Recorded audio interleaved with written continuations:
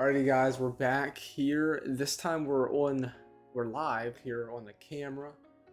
So we went against Sacramento. That was a pretty tough game. We ended up losing to Wake Forest, so let's check this game out real quick. This one was a rough one where we had this game. We could have won this thing. Just to kind of sum it up, guys, we blew it. We fumbled the bag in the fourth quarter. Ended up giving them 21 points in that one quarter. 36 rushed, 232 yards on the ground for them. They did really good in the on the ground. Total offense 460 we gave up. Oh my goodness. Overall pretty balanced for possession. We threw 2 picks. Ryan Brown kind of struggles again. I mean, he was having a good day, but threw it 46 times. It's not a lot of running. Basically went out throwing the ball, and we threw the game away. Gio Lopez got the best of us there. For receiving, Chauncey Magwood had a breakout game, triple digits, touchdown. Assad Wasim did really good, 7 receptions, 97 yards for him. And Xavier Townsend, I mean, we were balling in the air, but couldn't finish drives out. Rodney Laura and Ian Jeffers got home. Quarterback, and Jaden Mangham, who is our star guy, he did get a pick. Not gonna be with us next year, so trying to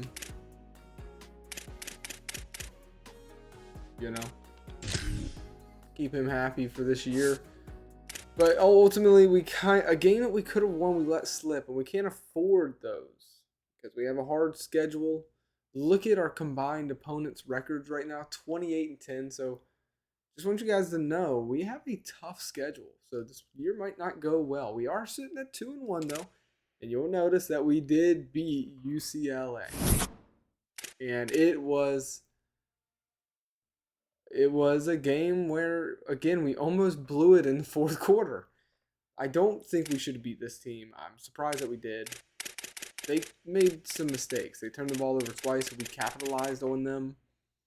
Just took advantage of what they gave us. And I think this was an upset for sure. I went back to playing both quarterbacks. And I feel like that system just works a little bit better for us. It's not like Honeycutt's doing crazy better than Ryan Brown, but it definitely helped Ryan Brown because he ended up throwing 2 touchdowns, no interceptions. Honeycutt played good. He's a freshman. They were protected, only getting sacked once for both of them. So our offensive line gave up 2 sacks. Now, I will say UCLA's top 2 edge rushers were not in the game. They were injured. So keep that in mind. They were playing with some weakened defensive line pressure. But Jarek Gibson has a great game. We fed him the ball 14 times, 80 yards for him, and got into the end zone. Gibson's speed is just so good. That speed kind of slows down Fame there. And honestly, like carrying in these newer EA football games, fumbles aren't really an issue. I don't know why, but like you look at Jarek Gibson's carrying and you see 69 and you're thinking, okay, this dude's gonna cough the ball up. It just doesn't happen. There's not fumbles in these modern games compared to like old games where you were having to worry about players coughing the ball up. You just don't have to really worry about that nowadays. So I'll keep an eye on it, but for now Gibson is definitely the better running back. 69 carrying just doesn't really matter too much like it should. But give me 1 second, I gotta check on my baby here. Oh man. All right, so where were we? Receiving? Did we cover receiving? I don't think we did. So Wasim has another good one, another good day. 75 yards, tutty. I'm not complaining about that. That's good. Only gave up 2 sacks in this game. Did we get anybody to get to the quarterback? Oh, yeah, John Slaughter had a fumble recovery. Dude was all over the field, 9 tackles. He was a beast. Didn't get to the quarterback though. We did get pressure on him, but we couldn't finish the job. And Mr. Clark, he put it away. Mr. Clark, telling you, man, our defense actually is doing pretty good at causing turnovers here early. Jericho Lozano, 2 for 2, 4 for 4, extra points. That's what we want to see from him. All right, need to make up for that debut missed field goal there. But overall, we won this game. Now we're sitting at 2-1, and I would say we already have impressed. I'm impressed by the fact that we beat UCLA. Did not see that coming. It stings a little that we dropped the game to Wake Forest. That's a team we could have beat. Horrible fourth quarter, just performance. Next episode, next game, we are going against Notre Dame. Guys, I don't know. I'm going to try my best, okay? I'm going to try my best. But I don't know how that's going to go. I feel like we could beat Illinois. They haven't had too good of a start, but then it's going to be a tough game against Minnesota. It's going to be a tough game against Washington. I feel like we probably, let's be realistic here, we drop Notre Dame. Maybe we win Illinois, lose Minnesota, lose against Washington, lose against Penn State. We're going to lose against Maryland. Maybe we could beat them. Maybe these two are up for grabs. I don't know. We're going to lose to Wisconsin. We're going to definitely lose to Indiana. So, if we can steal a couple of these games, if we can steal Illinois, if we can steal Maryland and Iowa, I'd say, 5, that'd be a 5-win season. That's not bad. Who knows? Maybe we can upset Notre Dame. Maybe. You just never really know, right? They say any given Sunday. Maybe it's any given Saturday. Not really going to show you guys recruiting too much, except for the fact that we did have our first ever verbal commit. But again, which is Trent Becquetti. But I'm not going to get into the recruiting class too much until where I'm recapping it, and we're recapping the whole league and really kind of treating it like the NFL draft, like on Madden, where you just go over the whole draft and just learn everybody who and where they went and whatnot. That's kind of how I'm going to go about it. So we're not going to focus on this too much. Until then, we are going for quarterback David Perry. I think that's kind of cool to maybe talk about just because, he is a quarterback, but he's not that good. Okay, we'll see what happens there. But outside of that, I think we're looking pretty good. Let's take one last look. Oh, let's take a look around the league real quick. What's happened? Ohio State's 3-0. Notre Dame's 4-0. We're about to go against them. We're going to learn a lot about them. Unfortunately. BYU 4-0. Alabama 3-0. A lot of teams that you expect to do good, pretty good. Oregon has lost. Who did they lose against? Oklahoma State. Are you kidding me? OSU. They were the second runner up for the series, but they fell short to Purdue. It was a close race, but wow. That's funny. That's an upset for sure. And you remember, they almost got upset in week 1. Happens just a week later. Texas has also lost. Who did they lose against? Ohio State. Oh, it wasn't even close, unfortunately. Man, wow. And they almost got upset by UTSA. Texas. They might not be as good as we thought, huh? LSU's 2-1. Miami has lost, which we seen that. You know how they lost. Georgia has lost. They lost to Arkansas. Wow, 24-17. Michigan is also lost. They barely beat UTEP. Oh no, this is, yeah. What? They barely beat UTEP. They lost against Oklahoma. Okay. Not that close though, man. Okay. There's your, kind of looking at the top 25 here. Florida is still 3-0. Why are they not rated higher? I'm not too sure. Houston Cougars are 2-1. 76 overall. How are they? Why are they ranked? Why are they ranked so? Oh, Minnesota is ranked. They weren't ranked. Now they're ranked. 24th, they're 3-0. Haven't really played anybody too big, I'm sure. But Houston, 2-1. Why are they ranked? Why is Houston ranked? That's not good ranking, in my opinion.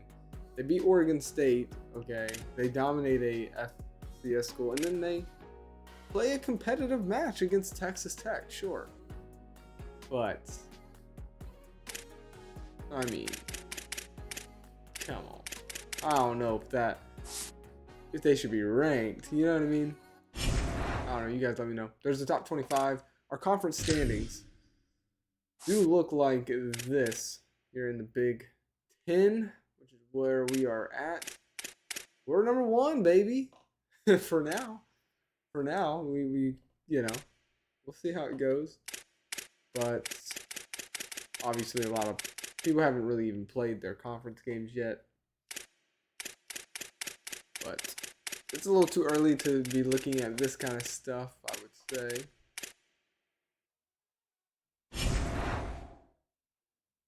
And players of the week. Let's take a look here. Let's go back to week 0. National. Missouri State, Jared Lloyd. Okay. I tried to do a series with Missouri State. Ended up not really following through with it. Cormani McClain. But that changes here. This series is going to be a legit series, okay? And then Jake Merklinger, who is a quarterback and corner, okay? Week 2, Van Buren Jr., Jordan Castell. These are all players that, hey, might be in our series in Madden. So we got to keep an eye on them.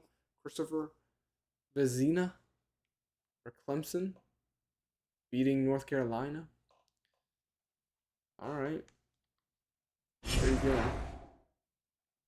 And Heisman watch, you got Julian Sayin, Matir, Martin, and Ennis.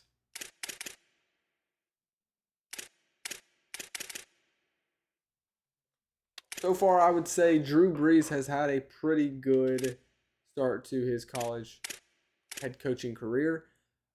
I will say I'm a little I want to make a choice on who we're going to start at quarterback.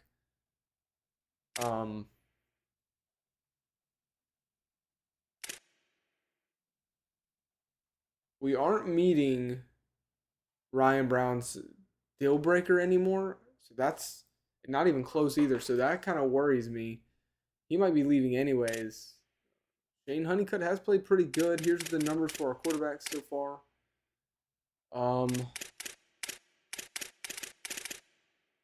For running, I mean, I would like to give Fame a little more touches, but Jarek, none of these guys are meeting their deal breakers.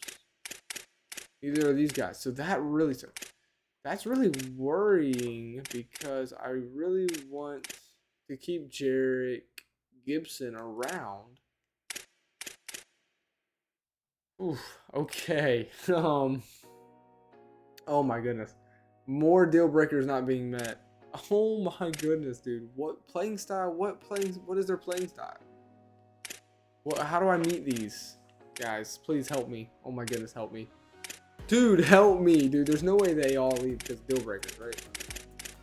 Why? There's no deal breakers being met. I mean, championship contender, like Chauncey Magwood, you're a senior. Get out of here. We're not competing for no championship. Playing style. What kind of playing style? Hassad Wasim. I'm assuming he wants me to throw it to him more. You know, I don't know. I don't know. Oh, dude, this is so cool. Okay, I like the menus are a lot better. I don't even have to click on this thing. I can just see right here his caps. This is great. George Burhan is a junior whose caps are not being met. I want to meet his caps. He's been really good. He's amazing. He's our third, most yards. He's so good in the run game too. Like, even though his block is low, he can get so much better. Gotta keep him around. Dude, how worried should I be about these deal breakers right now? So on defense, John Slaughter has stepped up, the senior here. He has been all over the field, I'm telling you guys.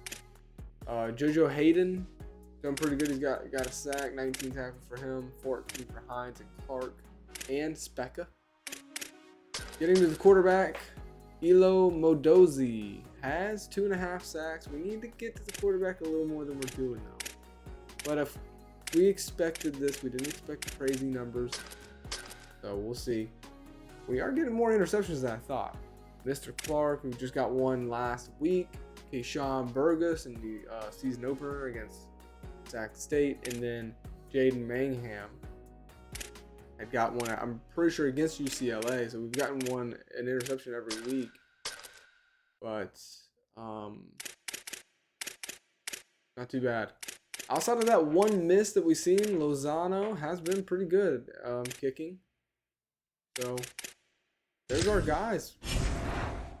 Next episode, we are gonna be going up against Notre Dame, guys. So I hope you'll watch that. It's gonna be a slaughter. I'm scared. I'm actually like getting nervous to play these. This is only college football does this to me. Where when you're a smaller team, you just know you're gonna get dogs. It's like you almost don't want to show up, but you gotta show up. You know. We did lose our starting right tackle, by the way. This happened against Wake Forest, I think, or it was in our opener against Sac State, and it was pretty serious. It dislocated him, which really sucks because we don't have a lot of depth. And it's a tackle, which sucks a lot. He's done. His season's done. But before we go, let's take a look at if there is any injuries for Notre Dame. And they're pretty banged up. They're missing Keeley, who's probably a starting edge there. And they're missing their left tackle, Will Black, and Ian Premer, their tight end, with a torn labrum. So they're definitely pretty banged up. These might not be their starters, to be honest with you. I don't know. They're ranked number 2 in the country, and we're facing them next. This ought to be some fun. So hope you guys will tune into that. See you next time. Thanks for watching.